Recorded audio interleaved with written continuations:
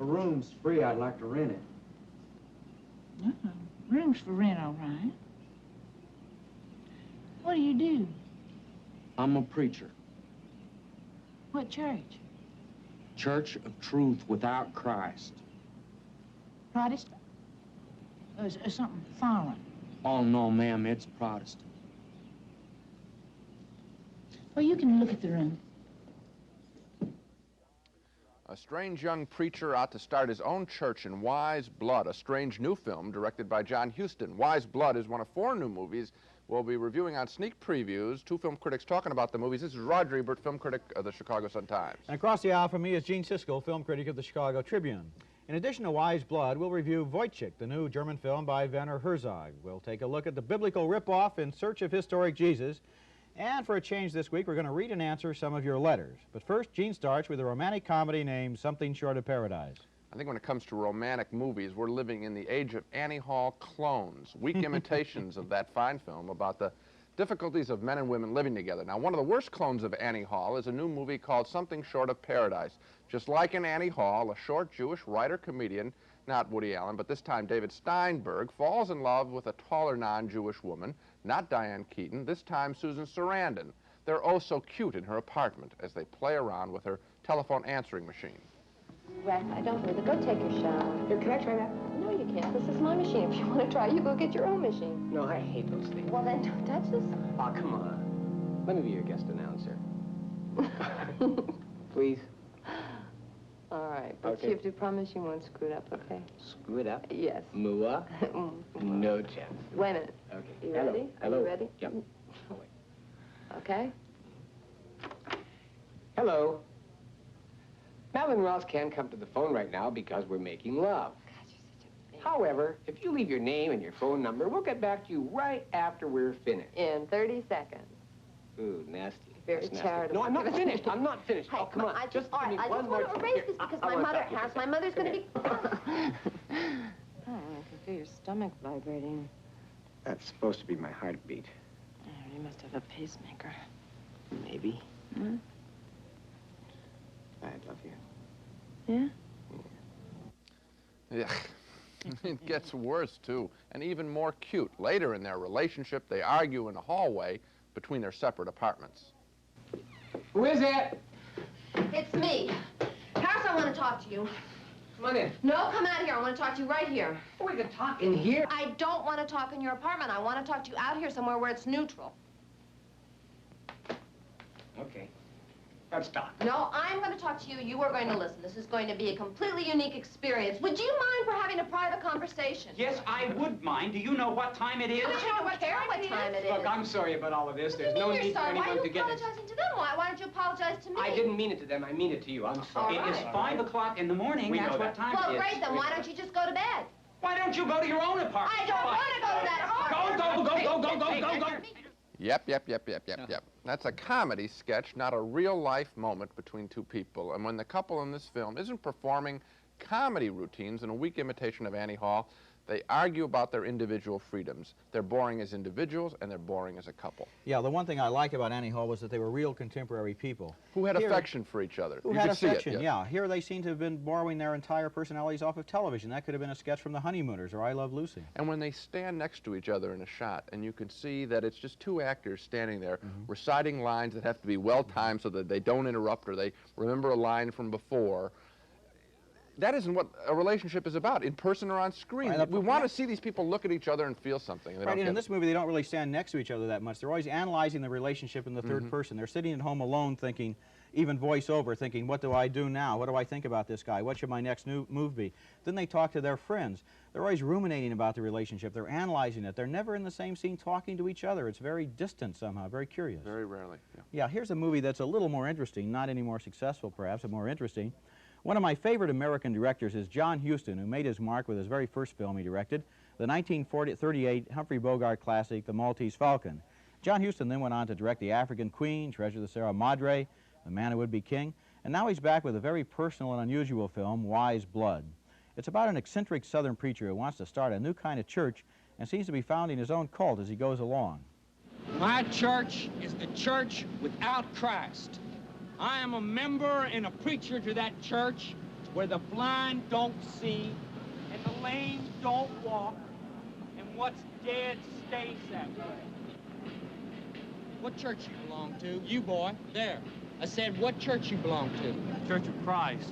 Well, ask me about my church, and I'll tell you, it's the church that the blood of Jesus don't foul with redemption. Listen here, I'm gonna take the truth with me wherever I go.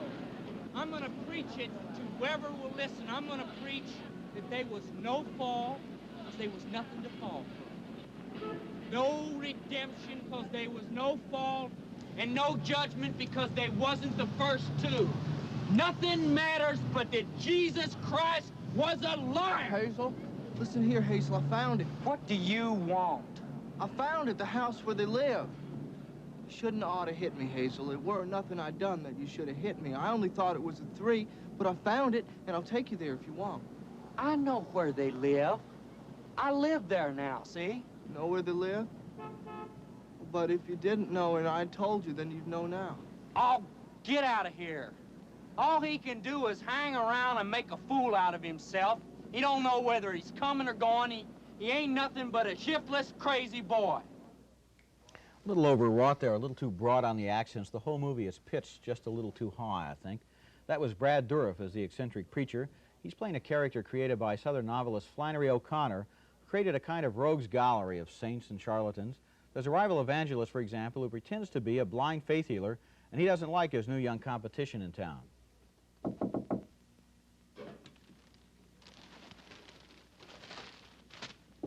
Who is it? Come in.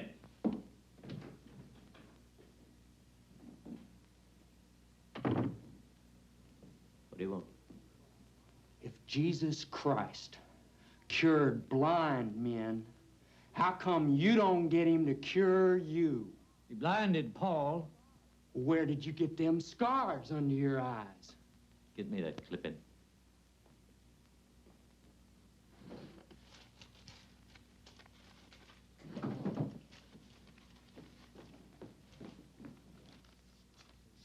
Here, read that. That's how I got the scars.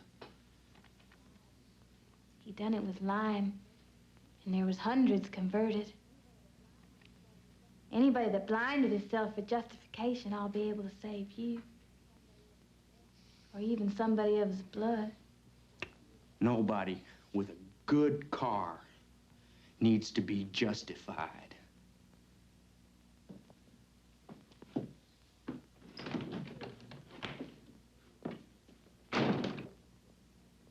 Got away with my clipping. Go get it.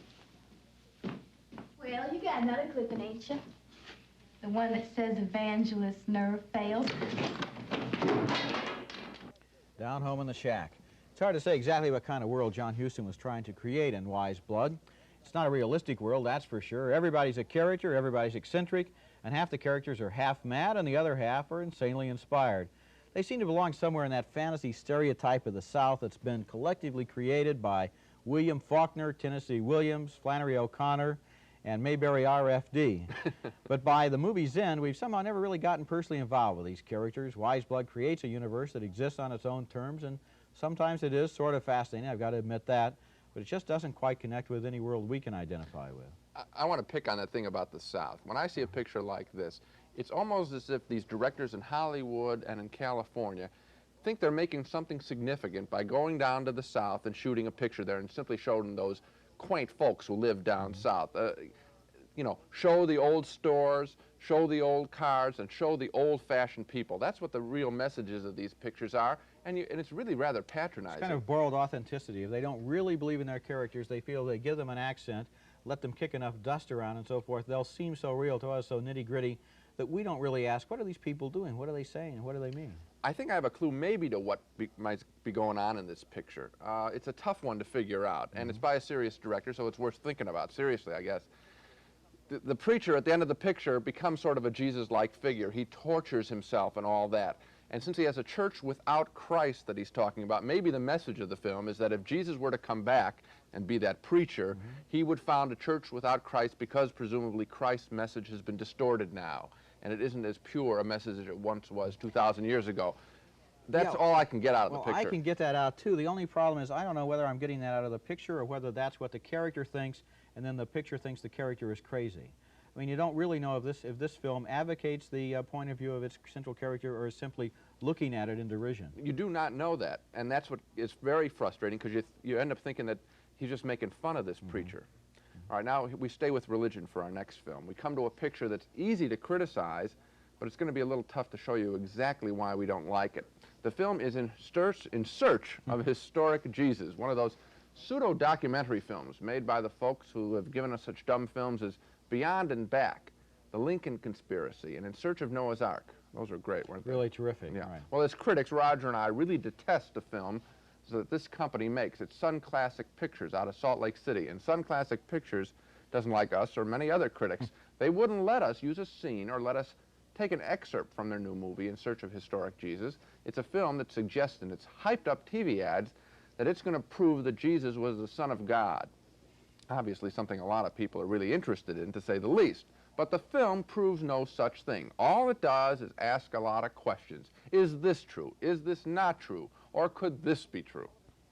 You're looking at scenes television station WBBM-TV took up crowds going to see this movie at a downtown theater in Chicago. The makers of this type of movie typically rent the theater and jack up the admission price $50, and yet the crowds keep coming. And what do people get? A cheap magic show. There's a sequence where Jesus walks on water. Look closely, you can see the ledge in the water the actor is walking on. Elsewhere, the film speculates on what Jesus did between the ages of 12 and 30.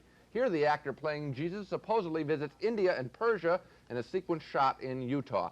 This is an offensive retelling of a great story. If this film had been done right, it could have been beautiful, moving, and needless to say, very important. Instead, this is a cheaply made film that lifts battle footage from other biblical epics and calls it its own. In Search of Historic Jesus is a complete ripoff. Do you agree? It is a complete ripoff. I do agree, and here's how they do it in their newspaper ads. What's despicable is the way the film company tries to pressure you to rush right out and see this movie with advertising campaigns that work like this.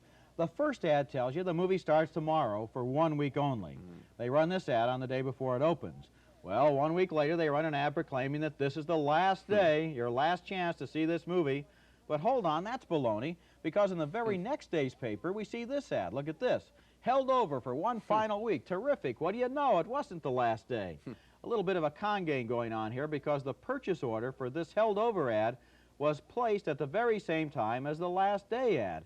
In other words, when they said it was the last day for the film, they knew it wasn't the last day. There must be something about that in the Bible, Gene. The TV commercials do the same thing. The first week, they tell you it's for 1 week only. The second week, they tell you it's been held over, and they send out TV commercials for both weeks at the same time. Now, obviously, the newspapers and TV stations who accept this advertising are willing accomplices in these phony ad campaigns. They're at fault, too. But the fact remains that the public is being cynically pressured into seeing these movies by advertising gimmicks. Designed by the film company. Exactly. You know what is even worse than the trickery with the ads? I think what's horrible is that these films perpetrate an old-fashioned notion of religion, and especially to little kids. Instead of stressing the human values that a religion has, this film gives us characters, a guy playing Jesus, and his hands glow. 3 wise men, and they're all lit up with neon. Yeah. What does this have to do with religion? It's like everybody in this movie walks around with their fingers stuck in an electric light socket. You know, they're always glowing. Let me tell you one other thing that I liked. They talk about those missing years when Jesus was between the ages of 12 and 30. Well, that gives them 18 years when anything could have happened, and in this movie, anything does. They bring down a Bible from the shelf, for example. They say, well, this is a testament that was written in 1912. That's great. And then they show it to you, and then they put it back on the shelf. They never open it. And then we cut to a map. And they have little dotted lines going down the map. And they say, well, Jesus left Jerusalem, and maybe he went to Persia, and maybe he went to India. And then the dotted line goes over to India. But on the other hand, maybe he went over to England. Well, he had 18 years. He could have walked anywhere, right? And sure enough, in England, they show you a church. And they say, well, this church could have been built about the time that Christ was there. Well, I know enough about architecture to tell you that church is a Norman church. It wasn't built for hundreds of years after Christ was there, if he was there. But this movie doesn't care. You're just sitting there in the theater, and they say, what if he went to England? What if he went to Persia? You're totally confused, and they don't really care. Once they've got your money, they'll tell you anything. And the worst thing about this kind of picture is that people get roped into this. I don't know when you saw it. The crowd, it was a big crowd when I saw it. People that when they get beaten like this, they don't want to go back to movies. Any kind of movie. I think people get the point. We don't like In Search of Historic Jesus. It was safe enough to say for a long time that Americans never went to German films. And that began to change around 1970 with the rise of what's been called the German New Wave. And there are two German films right now that are attracting big audiences. Rainer Werner Fassbinder's The Marriage of Maria Braun and Werner Herzog's dramatic new version of the Dracula legend, Nosferatu. And now Herzog is back again with a strange, offbeat, and fascinating retelling of a 19th century story called Woyzeck. Klaus Kinski, who played Count Dracula, stars as Private Woyzeck, whose private hell on earth is that he's a man obsessed with following orders, with doing the right thing. And yet his superiors are forever torturing him with verbal insults. In this scene, for example, the sadistic army captain and a crazed doctor whisper to Woyzeck that his mistress, who bore his child and who seems to love him, has been unfaithful.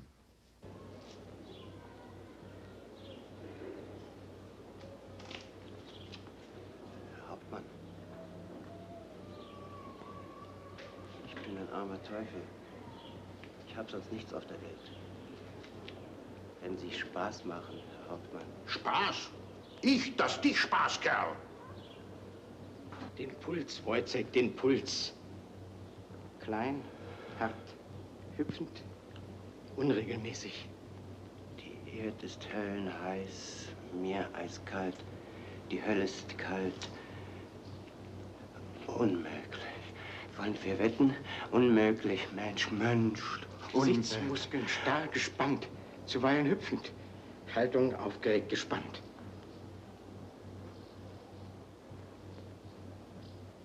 Ich gehe jetzt. Es ist viel möglich. Wir haben schön Wetter, Herr Hauptmann. Sehen Sie so einen schönen, festen, grauen Himmel.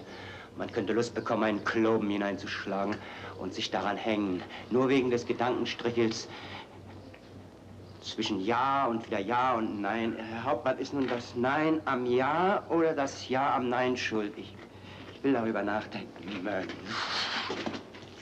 Phänomen. Woyzeck, Zulage! Mir schwindelt vor den Menschen. A situation like that is clearly more than Woyzeck can handle, and like a lot of Herzog's heroes, he turns to nature as his confidant. This is a typical Herzog scene with the hero at one with nature, with the sky and the land and the field, seeking some kind of earth power to help solve the problem of his unfaithful mistress.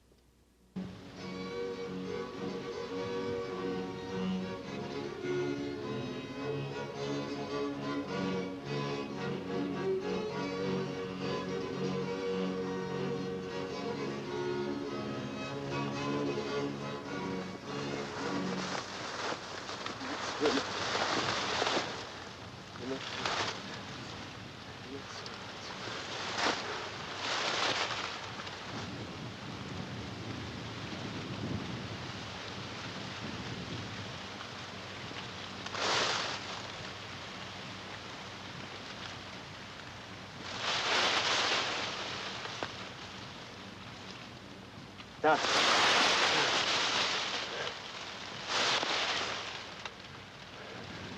Lauter, lauter. Was sagt ihr? Was?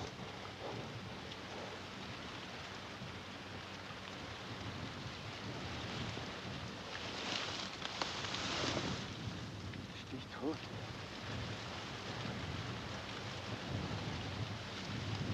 Soll ich? Muss ich? Riecht er auch? Sagt's der Wind auch? Stichtot? Hör ich?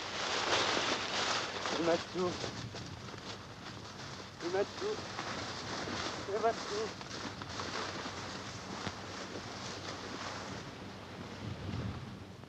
A scene like that could have really been ridiculous with another actor, but Kinski really makes it compelling. And it's impossible to imagine Woyzeck without Klaus Kinski, who's one of the most extraordinary film actors to come along in a long time. He seems haunted and obsessed, ancient, and yet somehow childlike, and so strange that Herzog can give him some of the most extreme emotions and dialogue, and he doesn't even seem to be acting. I don't think Woyzeck is as successful as Herzog's Nosferatu, but it is a powerful film experience. I think you're right in the sense that you put the emphasis on the actor rather than the film or the filmmaker. We get early on what this film is about. It's based on a famous German piece of drama which was turned into a famous opera. It's roughly about a lower class, working class man being subjected to all kinds of punishment by authority figures and how horrible the world is, and he thinks the world's going to end, and what's really happening is the world's ending for the lower class people all the time. That we get real quick. When it's repeated, it's redundant. What we'll never forget and what we take out of this picture is this actor, his eyes, his haunting. It's one thing to have an intellectual point being made about lower class, but when you see this human being on the screen being subjected to punishment, he's great. This is remarkable. This is really a case of the right actor and director getting together at the same time. Now, Klaus Kinski, who was in his early 50s, has made more than 170 films. But the first time Herzog saw him, this is interesting, Herzog was a 12-year-old boy. I saw him walking down the street and said, someday I want to be a movie director and someday I want to put that man in my movies. And he's made 3 movies with Kinski, and with those 3 movies, Kinski now has become a star. Well, now, speaking of stars, look who's here. It's Spot the Wonder Dog, all dressed up as sort of a mailman. There's the pouch, little cold weather wear for Spot. Roger and I, for the first time, are now going to answer some letters from you. That's why Spot is there. If you want to write us or the ASPCA for making Spot wear that ridiculous outfit, get out a pencil. In a minute or two, we'll give you our addresses. Okay, Roger, here is some mail we selected that we wanted to answer. Okay, Gene, let's see. This letter is from Frank Farrell from a small town of California. He says sometimes he has to drive an hour and a half to see smaller art films like Autumn Sonata or Days of Heaven. Why can't he see the smaller pictures in town? It's probably true that a lot of the smaller artistic type pictures that we talk about on this program do not play in smaller towns. They're not like James Bond and play everywhere. I suppose the thing to do, if you have a university or a community college in your small town or nearby, see if it has a film society. Right. If it doesn't, start a film society. Some of these films don't cost more than $200, $300, $400 to rent. In 16 millimeter. In 16 millimeter, yeah. Another thing that he can do is talk to his local theater manager. If it's part of a big chain, the theater, then talking to him isn't going to do any good. He doesn't set policy. But if it's an independently owned theater, then the theater manager has a say over which picture he shows, and in a slow week, let's say the end of January after the Christmas pictures play a while, he might actually run a film that people request because he wants to do some business. I've got one from St. Paul, Minnesota, Stephen Marchio. He wants to know why at the end of the show we call it Dog of the Week. Dogs are such nice creatures. Why make dogs have a bad name? And then we got a postcard here from someone who wants to know about whether Spot is our own dog. Well, Spot is not either of our own dogs. Spot is owned by Bob Hoffman, who's an animal trainer outside of the Chicago area. As for Dog of the Week? We have nothing against dogs. We just call them Dog of the Week. Actually, we didn't even have Spot when we started calling them Dogs of the Week. That's right? that's just the title. You know, Dog. the question I got, this was a great one. Somebody said, is Spot a real dog? And I think, what do you think, Spot? See, he holds his head motionless so much sometimes on the show. The people don't know that. He's real. Spot is probably a real dog, okay? Here's a letter from Kathy LaCroix of East Hampton, Massachusetts. Takes her teenage sons to see PG-rated movies. They often have nudity, cursing, and violence in them. What does the PG rating really mean? What is it? How can she rely on it? Well, the movie picture companies want to have their films rated PG because that means anybody can go. Lots of people can go. If it's rated R, it's restricted. So the movie companies put pressure on the people who rate the movies so that fewer things will get things rated R. Now, the things that get things rated R are one swear word specifically, nudity below the waist, extreme violence, really slashings in close-up, or a really kinky, weird subject, incest or something like that. That makes it R. Other than that, you can get some pretty foul language and some pretty rough action in PG. Maybe what we might do on the program is with PG-rated pictures at the summary at the end, if we think it's a little extreme for younger viewers, we might mention that, right? That's what we'll do because of Kathy LaCroix's letter. Kathy LaCroix's letter, right. All right. I have a letter here. Why don't you guys have a few drinks together? You don't seem like you like each other very much. Well, we are competitors. We've been competitors for 10 years. The two, you work for the Tribune, I work for the Sun-Times in Chicago, the 2 morning newspapers. So professionally, we are competitors. Yes, I like to beat your brains out in print anytime okay, well, I can. I always enjoy doing that too, but I suppose I have a grudging respect for you as a film critic. I suppose I do too. Right, and when we leave the studio, we drive in separate directions in separate cars, right? We have a drink once in a while. Okay, right. That just about does it for this show. Thanks for your letters. And if you feel like writing, our address is Sneak Previews, care of WTTW-TV11, 5400 North St. Louis, Chicago, Illinois, zip code 60625. Repeating once again, Sneak Previews, WTTW, 5400 North St. Louis, Chicago, 60625. And Spot the Wonder Dog is at the same address, but he does a really bad job of answering his mail. Now let's take another look at the movies on this show. Something Short of Paradise stars David Steinberg and Susan Sarandon, and we thought their love story was a mess, so we say no. Gene and I cannot recommend that you see something short of Paradise rated PG. We also both voted no for Wise Blood, the offbeat melodrama directed by John Huston. It was original and eccentric, but it never quite got itself together. And 2 more loud no votes for In Search of Historic Jesus, which had a phony ad campaign and turned out to be a complete ripoff once you got into the theater. We both voted yes, though, on Woyzeck, starring Klaus Kinski. It was a bleak and haunting portrait of a man being crushed by his society. Well, that's it for this show. Next time on Sneak Previews, Roger and I will review 5 new films, including some of the big Christmas movies. Star Trek, the motion picture version, with the same old crew, Spock is there. 1941, a big new comedy by Steven Spielberg, the director of Jaws, and Steve Martin starring as, what else? The Jerk. Until then, write us at your own risk. We'll see you at the movies.